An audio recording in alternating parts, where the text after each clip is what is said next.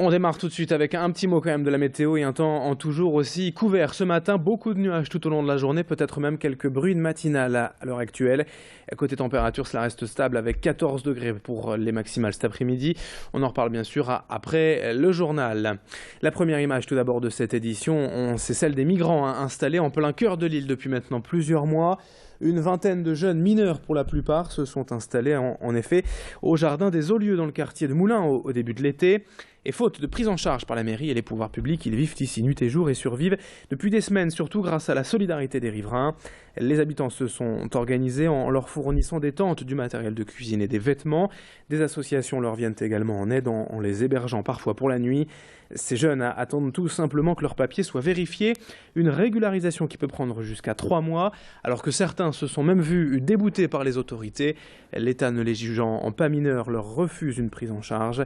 De manière générale, pour beaucoup, la situation est aujourd'hui dans une impasse. Écoutez, l'un des responsables d'association, le pasteur de l'église de la Réconciliation, là-bas au jardin des Aulieux, au micro de Loïc Caillé. C'est une situation un petit peu entre deux, c'est-à-dire que ces jeunes ont été rejetés comme mineurs à l'évaluation, première évaluation qu'ils ont eue, et donc ils sont en recours de cette première décision auprès de la justice. Et pendant ce temps intermédiaire, c'est en quelque sorte une zone de non-droit. Ils n'ont pas droit au dispositif du 115, donc du SAMU social, puisque ils se considèrent comme mineurs et donc le SAMU social, le 115, c'est réservé aux adultes. Donc le Conseil général, l'aide sociale à l'enfance ne les prend pas en compte non plus puisqu'ils ne sont pas reconnus mineurs. Une autre image dans l'actualité aujourd'hui pour vous annoncer la réorganisation des services de Pôle emploi dans la région, entièrement dédiés aux entreprises. 300 conseillers y sont affectés dans le Nord-Pas-de-Calais et le but est d'optimiser les outils mis à la disposition des petites sociétés pour recruter. Les patrons de PME ou les artisans n'ont bien souvent pas le temps de s'organiser pour démarcher et rencontrer leurs futurs employés. Alors Pôle emploi leur propose ce service gratuitement. Concrètement, les conseillers se déplacent au sein même des entreprises pour définir les besoins et les profils recherchés. Et puis ils s'occupent de trouver les employés appropriés et parmi les demandeurs d'emploi. Un gain de temps pour les entreprises et des offres plus ciblées pour les postulants, comme l'explique en détail le directeur adjoint de cette agence lilloise, hier au micro d'Idil Gunaï.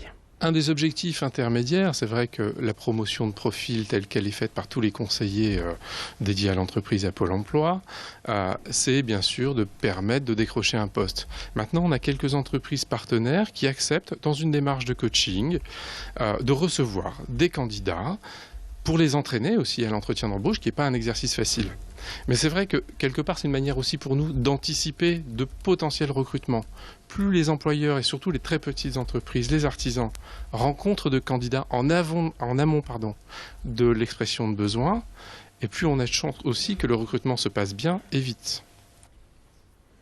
L'actualité en bref également ce matin est cette disparition inquiétante d'un étudiant lillois en médecine.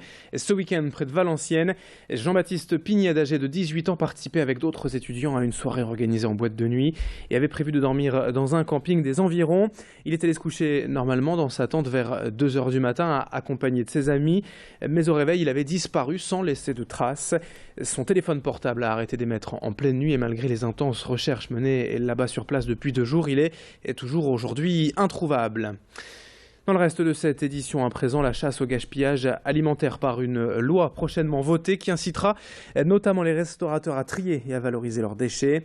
Mais certains n'ont pas attendu pour agir et proposer des solutions pour ne pas jeter tant de nourriture. Ici, chez Armand, dans le centre de l'île, dès cette semaine sera mise en place et inscrite à la carte la possibilité de repartir avec le fameux doggy bag, son plat et sa bouteille que l'on n'a pas terminé. Déjà très répandu dans les pays anglo-saxons, le doggy bag est souvent mal vu et rejeté en France. Voilà pourquoi 2 sacs peuvent être utiles. 20 kilos de nourriture sont jetés dans les restaurants français chaque année alors que ces produits sont encore bons à consommer une fois que l'on rentre chez soi. Il faut quand même changer les mentalités et valoriser le fait de repartir ainsi avec son repas dans un sac, comme l'explique le restaurateur lui-même au micro d'Idil Gunaï. Aujourd'hui, cette boîte, il y a des consignes d'hygiène et de sécurité pour pouvoir le réchauffer. On a un historique juste derrière. Nous, on travaille avec une société lyonnaise qui, justement, a déposé le brevet de cette boîte prête à l'emploi pour tous les consommateurs qui souhaitent réchauffer un plat emporté. On n'est pas obligé de le mettre sur une assiette ou sur un plat, voilà, on réchauffe directement ça au micro-ondes. ou au four. Donc voilà, on a des consignes de température à respecter voilà, pour éviter, et c'est alimentaire. On termine avec quelques images pour évoquer le nouveau site internet du musée de la piscine de Roubaix. Plus moderne, accessible sur toutes les plateformes et contenant l'ensemble des œuvres du musée permettant une visite virtuelle. Ce nouvel outil de médiation était attendu par les visiteurs et par le musée lui-même, car être présent en ligne est aujourd'hui incontournable.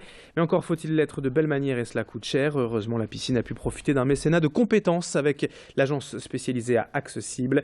On écoute le directeur de l'adjoint au maire de Roubaix chargé de la culture. Le sujet n'est pas la technologie, le sujet c'est la médiation et c'est la rencontre avec le public. Et on a une chance extraordinaire dans ce musée, c'est qu'on a un bâtiment qui exprime lui-même cette rencontre avec le public. On est dans une piscine, un environnement qu'on connaît et on voit des œuvres d'art, on est dans un cadre magnifique. Et donc tout ce que ce site internet doit faire, c'est essayer de reproduire la même expérience de rencontre d'un musée, d'une collection, des œuvres et peut-être surtout d'un état d'esprit avec le public. Et je pense que ce site internet remplit parfaitement sa fonction. Fin de ce journal, tout de suite à suivre la météo et l'infotrafic sur Grand Lille TV.